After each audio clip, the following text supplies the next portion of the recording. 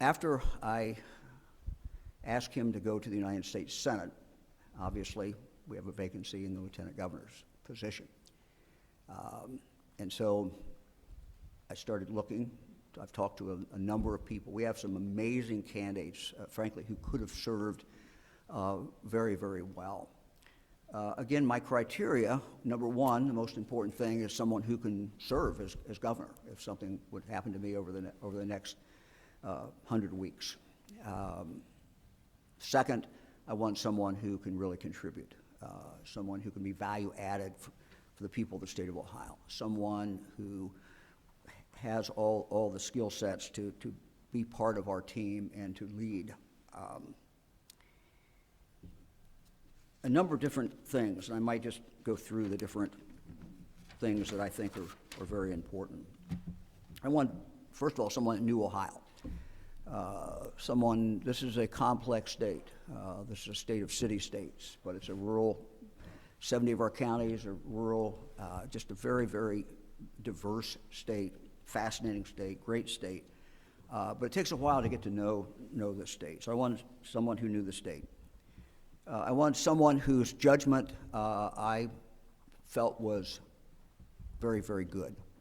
I want someone who was a leader, someone who is used to making decisions, someone who listens, weighs the different options, and then comes to a conclusion. I want someone, frankly, who shared Ohio values, my values, Ohio's values. Someone also, though, who could pull people together. One of the requirements, I think, of a governor is someone who can work. Don't always succeed, but at least work to try to pull people together. I want someone who kind of shared my vision for the state of Ohio, and that is that we want everyone to live up to their God-given potential. I want someone who would focus on education, someone who would focus on workforce.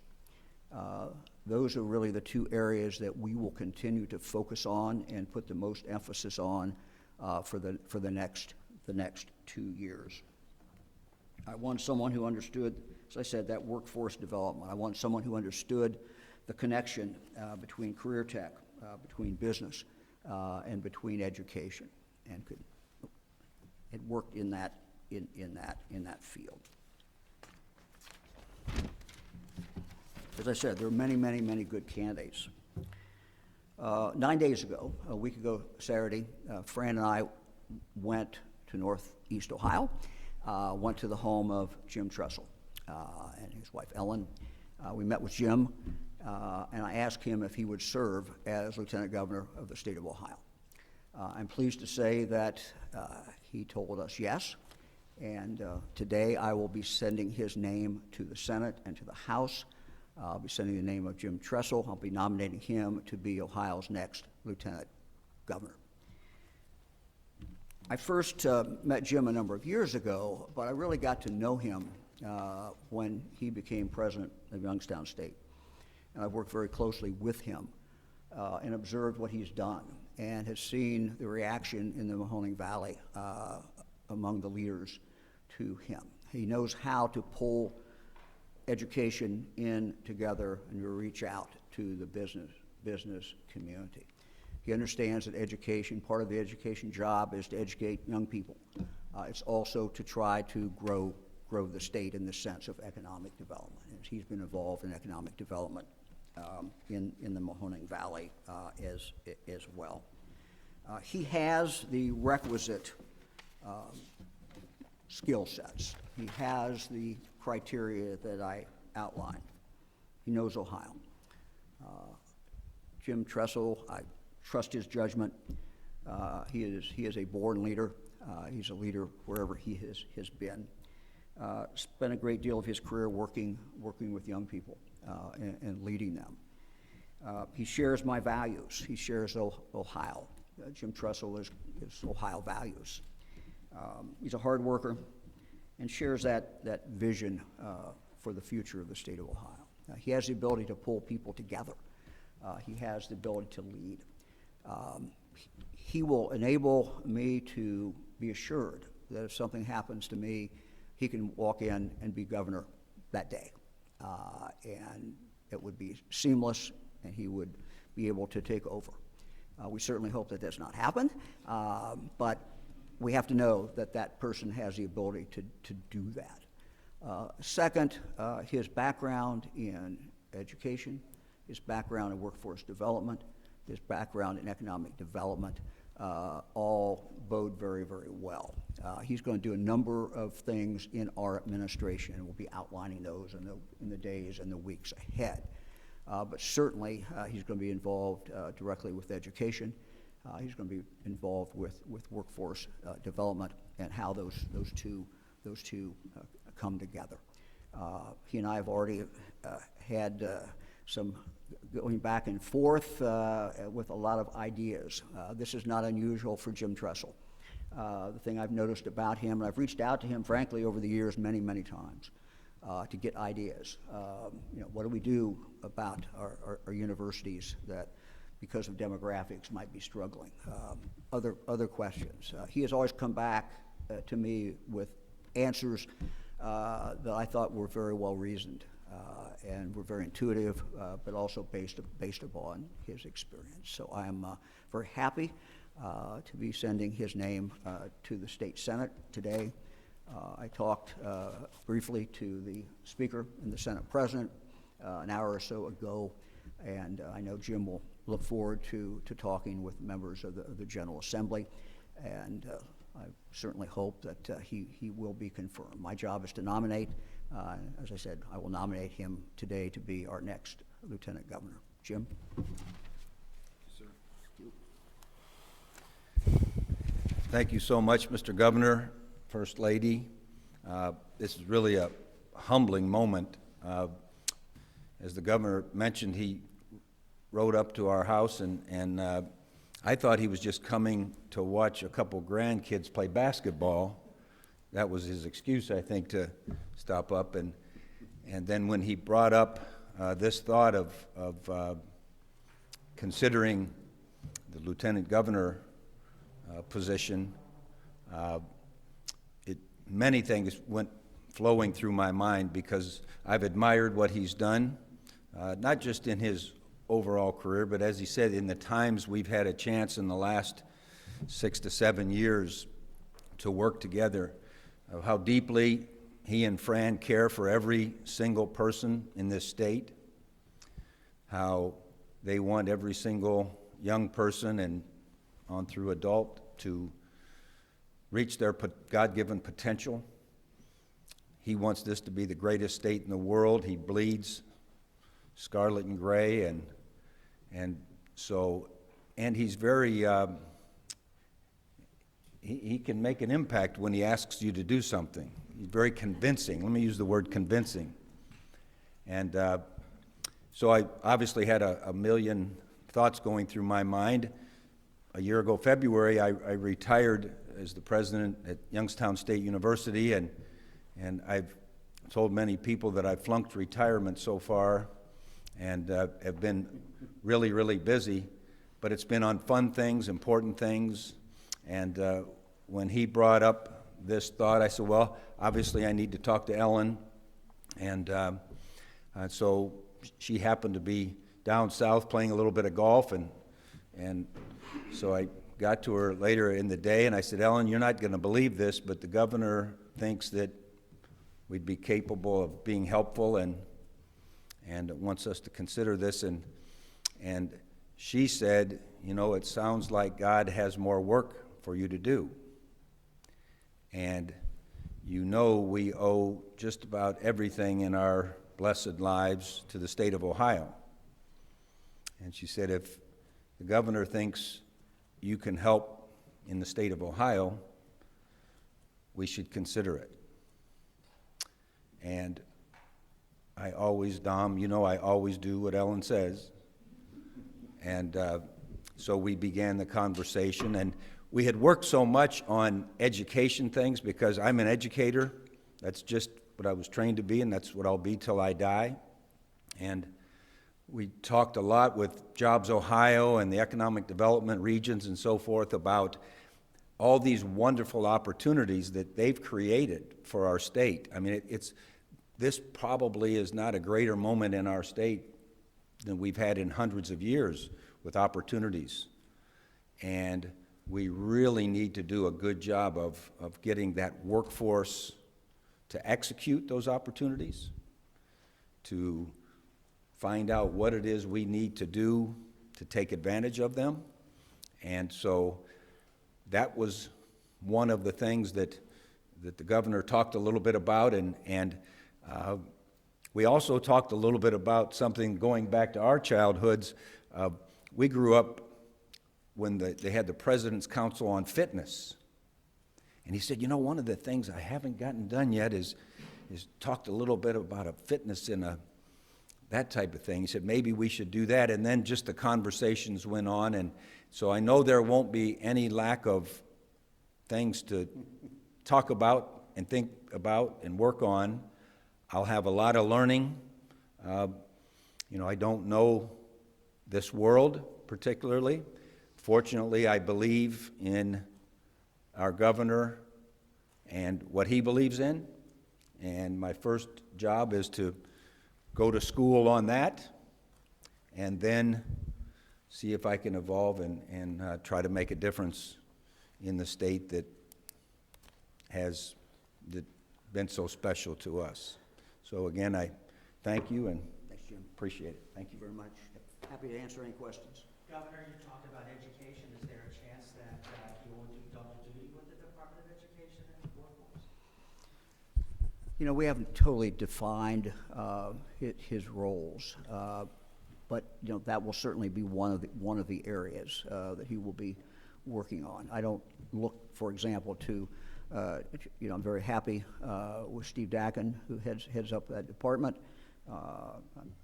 and you know, as far as K through 12, and I'm not, you know, not going to change that, but he's going to be, I think, very, very valuable to us.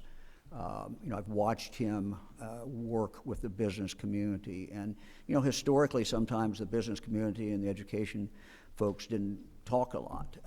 You know, when he went to Youngstown State, you know, one of the first things he did is just pulled the business community in, because it's so intertwined, and it gives these young people the real opportunity to live up to their full potential. Well, Lieutenant Governor nominee, can you talk a little bit about the work you would specifically like to get into and whether or not you're going to kind of pick up where Lieutenant Governor, now Senator John Husted, left off? Yeah, let me just say that you know, I'll start and then Jim can talk about it. But you know, what we've kind of outlined today is the way we see this today. But as Jim pointed out, there's going to be anybody who's worked around me knows that I'm always thinking about other things. And you know, one of the areas that we did talk about was physical fitness. And I think Jim is, you know, is the logical person to lead that effort for our administration. You know, this is about wellness. This is about health. This is about our young people. So it's a very logical thing for him to focus on. Anybody else? And before you, Did you want me to? Oh, I am sorry. Yeah, go ahead. She Yeah, was yeah, kind of yeah. waving at me. Yeah, go. You know, what's most important about any member of a team is whatever the team needs you to do is what you need to do. And we've talked a lot about those education and workforce things. We've daydreamed about others. I want to study a little bit about what John Husted, you know, has going on. And so I want to learn, you know, the business, if you will. And then it's up to, when you sit down with the team and the staff and everyone else, trying to figure out who plays what position best. And I'd be more than happy to help wherever I can. with so much division from the national level, what will you do to make sure that you work for every Ohioan, no matter what side they're on? Well, one thing that I always believed was every single person on our team was who I worked for. And when I was running a university, I was representing every single student, every faculty member, every staff member, every alum. And everyone is important. We had a little acronym we always used with our young people, WAYT. And that simply meant, what are you thinking? We want to know what you're thinking. Because if what you're thinking, we can maybe get some good ideas. What you're thinking, maybe we can clarify and give you some data as to why this is going on. But clearly, every single member of the team, really in a society, the only way we'll have a great society is if I understand that I'm insignificant without every other person in this society. And that's what I would pledge to do. Right now in the legislature, you have a lot of lawmakers who have a lot of different ideas about what should be done to reform, especially higher education, but education in general. You've been there. You've worked as a coach. You've worked as an athletic director, I think, right? Mm-hmm. You've worked as a teacher. You've worked in head of a university. Can you explain, having all that background, what kind of skills you bring and the idea that if you move one thing, something else moves too? Well, you know, I think it is helpful that I do know the complexity of it, because sometimes people make things sound simple and then they really dig in and they say, woo, well, the reason we do this is this. And again, that's wanting to know what people are thinking, what is their perspective now, and how can we come together with common ground. And that comes from giving on all sides, you know, and that's, to me, the fun of trying to build teams, is that what everyone thinks is important, what everyone wants is important. What we have to do for the good of the whole is what's most important. And so I think knowing that complexity will help. Will you be running for governor? Do you have any political ambitions beyond this 2 year stint as lieutenant governor? And then the governor, was that a consideration in your pick? Well, I promised for 699 days, is that what it was, Fran? Fran said. For 699 days to have a singleness of purpose and a singleness of focus. And so to serve the needs that the governor outlines and his staff, and you know, really my focus is beyond that. I remember about 25 years ago, I said to a group in Columbus that I had my sights set on 310 days later. And that was my singleness of focus.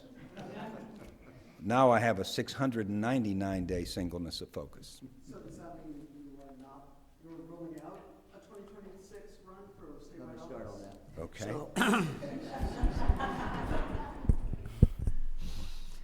We've had no discussion about that. I asked Jim to sign up for a little less than 2 years, and that's what he's agreed to do. So I think that's been our focus. We've had no discussion about anything else. That's what we've been talking about. So. You like football, right? What do you make of, You could call me Jim, by the way. okay, Okay. Jim.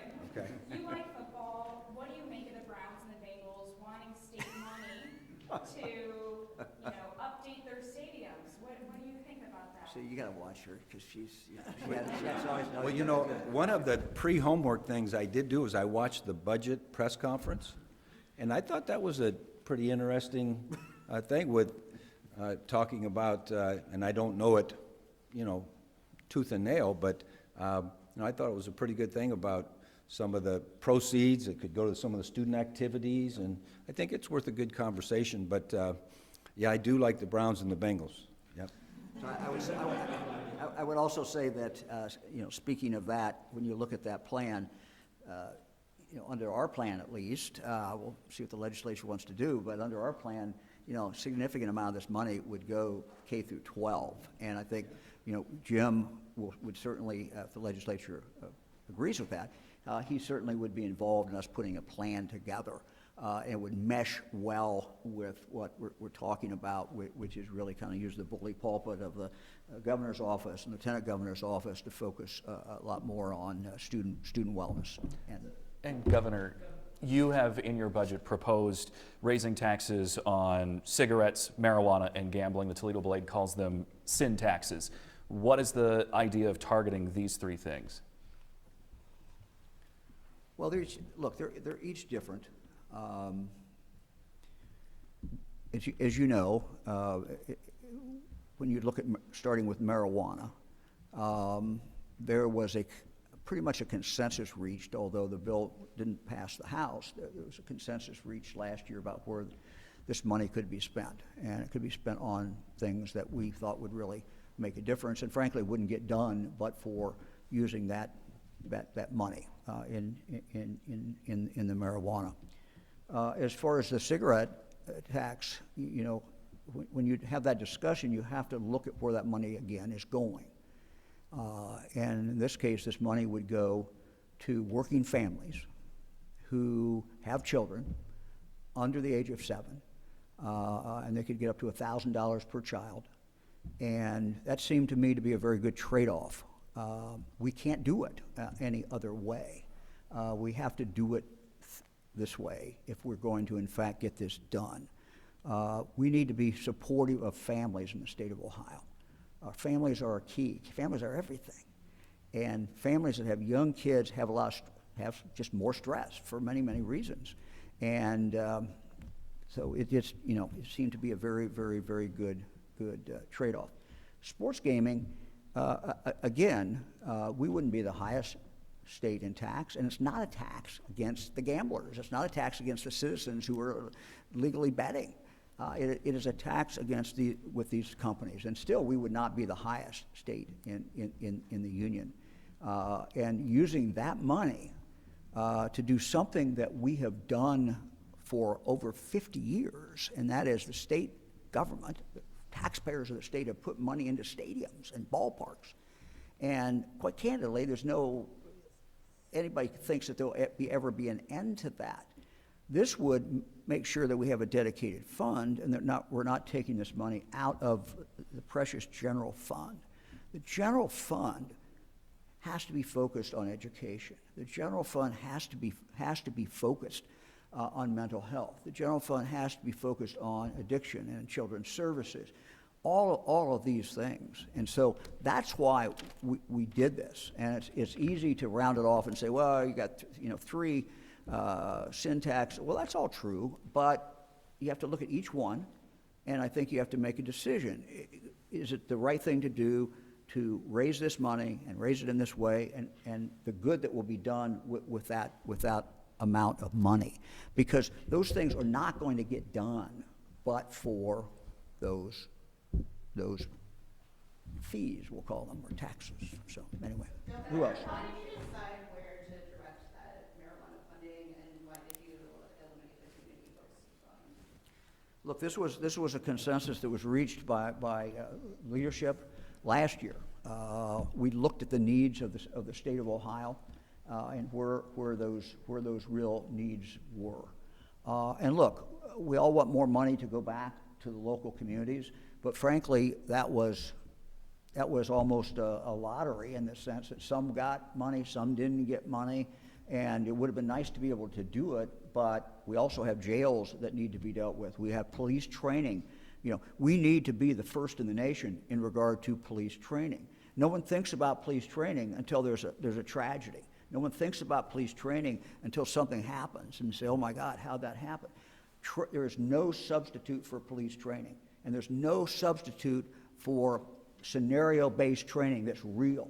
And so if we're going to do those, I got to look at the whole budget. I got to look at where we can get money. There is no place else to pull that money from. We cannot take that from the general fund. If you take that from the general fund, you're taking it away from mental health, you're taking it away from addiction, you're taking it away from many, many different programs focused on kids, K through 12, mental health. And that's why you have to look at the whole and see how you can put a budget together that takes care of the needs of the people of the state of Ohio. Years a little bit. JobsOhio is seeking a 15-year extension on its lease on liquor license. This has gone back and forth for a couple of months. AG Davies has asked for a delay on that and wants more transparency. Where do you stand, and do you think this agency needs more transparency into the deals that it's making? I'm sorry, I missed the last sentence. Where do you stand on this 15-year extension? Yeah, look, I can tell you I've done this now for 6 years.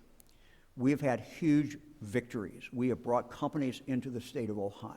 All the high-profile ones that you think about, and many, many more that we never even think about, but that are occurring out there, would not have happened but for JobsOhio. Ask the other states. Everybody is envious. Other governors are envious of JobsOhio. And so what this does is simply extends it. It will allow them to have some breathing room. It will allow us to continue to compete with other states, and it will allow us to continue to win. If we want to continue to win, we have to have JobsOhio in the game, fully in the game. This is how we have them in. Do you agree with the calls for more transparency, though? Like, do you agree with the calls for more transparency into them? Look, I didn't write the law. I was not governor when it was written, but I will say this, that Governor Kasich and the legislature, I think, did something that was literally transformative. And part of what, it doesn't mean we couldn't have some more openness. I would have to look at what each particular suggestion, bill, whatever, would be. But JobsOhio's ability to assure a company coming in that nothing is going to get disclosed if in fact they don't come to the state of Ohio is pretty important. If they do come to the state of Ohio, it's disclosed. You all write about it. It's disclosed because JobsOhio puts it out there, and we put it out there for the economic development about what we're paying, what the deal is. So we're always open to more ideas. There are a number of immigration-related bills being introduced at the state. I'm sorry, number of what? Immigration-related bills being introduced at the state house to pull funding from so-called sanctuary cities to require immigration status to be disclosed. The idea is even floated of allowing ICE or requiring that ICE goes to schools. What's your take on these sorts of bills? Look, I don't always comment on every bill that's introduced. These bills I haven't really even looked at. Look, we are going to follow the law. This is Ohio is a law-following state. We're going to follow the law, and we'll take a look at what these bills have to say. I would just say again, as you've heard me say before, this is nothing new. In regard to legal immigrants, Ohio, you should come to Ohio. We need you to work. We always need people who are willing to pull the wagon. We always need people who are willing to work and roll up their sleeves and make our economy move and do things. We want those people who are legal to come into the state of Ohio. And that's, I will continue to say that. That's very, very important to our future. I long for the day, and I think it will come, when the southern border is taken care of, and we don't have to have this craziness that goes on at the southern border today. At that point, I think it will be time, if I can step out of my lane a little bit, and it's time then for Congress to look at, what do we want to do in the area of legal immigration? What kind of laws do we pass, and who do we allow in that's benefit to the United States? Who should be coming in legally? We've not been able to do that or have that conversation for a long time. I was in the House of Representatives in the mid-'80s. I think the last time a major immigration bill was signed by, in that case, Ronald Reagan. It was a Democrat bill. Democrats controlled the House and the Senate. They passed the bill, and Reagan signed it. So I long for the day when we can take immigration off the table as a partisan issue. That probably is not going to happen until the southern border is, in fact, taken care of. Governor, you and John Huston came in with extensive state government experience. Jim Tressel has a lot of valuable experience, for sure, but it's not state government experience. Can you just talk about why you're confident he can do the lieutenant governor job and possibly near John Biden or something? Look, if you look at John Huston, if you look at John Huston, if you look at Jim Tressel, they have different backgrounds. But they're both extremely valuable, and the assets that they have, the skill sets that they have, the life experiences they have. This is a pick that I felt was very important. As I said, we want someone who could take over if something happens to me, but I also want someone every single day who is working and come up with ideas. And this is a guy with ideas. Jim Tressel has ideas. I can guarantee you that.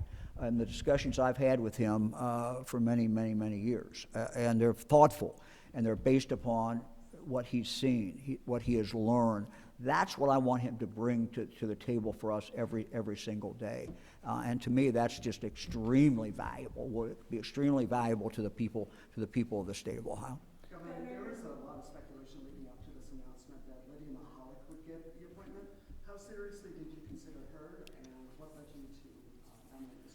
Yeah, Lydia Mihalik would have been a great lieutenant governor. She has a great future. She is very highly talented, very, very motivated. She's done a great job for us. I could say the same thing, frankly, about Andy Wilson. He has been a phenomenal person in the whole area of security, the whole area of the crime challenges that we have. I could go through other members of the cabinet, some of them whose names have not been mentioned yet, so I won't do that. But we had a number of great people in the cabinet. Every one of them who expressed an interest to me could have served and served very, very well, and would have brought different assets to the job. We also had people, frankly, outside the cabinet who we considered and talked with, and many of them would have been very, very good as well. Was Vivek Ramaswamy ever a consideration? I'm not going to get into the names because then we just go on and on. So. This question is Coach Trestle. Have you ever considered holding elected office like this before? And it sounds like it might have been a surprise when the governor asked you about this a week ago. So was it? Oh, it was a surprise, for sure.